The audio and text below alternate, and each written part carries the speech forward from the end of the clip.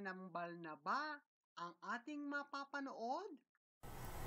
Welcome back po muli sa aking channel. Kung first time po ninyong manood, don't forget to click like and subscribe. Opo, ang nag-iisa nating pambansang alagad ng sining, no other than si Ate Guy at si Bianca Umali ay talaga namang eksena na talagang tinatikula ng BC Entertainment Production ay eto nga sa direksyon pa rin ni Adolf Alex Jr. at talaga namang ang BC Entertainment Production ay naghahangad pelikula at hindi nga po matatawaran nila ang mga ipinakitang husay.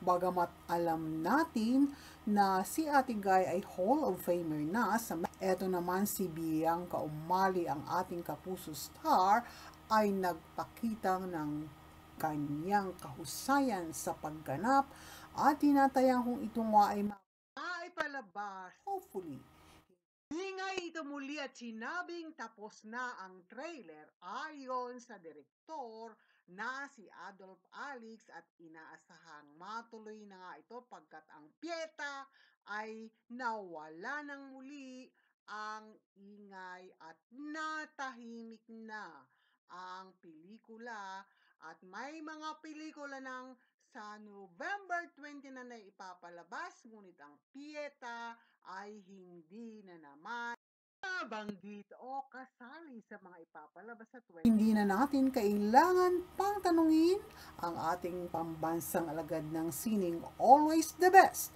ang kanyang ibinibigay pagdating sa mga papel na kanyang ginagampanan sa anumang pelikula. At narito nga po ang mga larawang talaga namang nagpapakita ng kanilang ika nga ay mga mata pa lamang uma-acting na.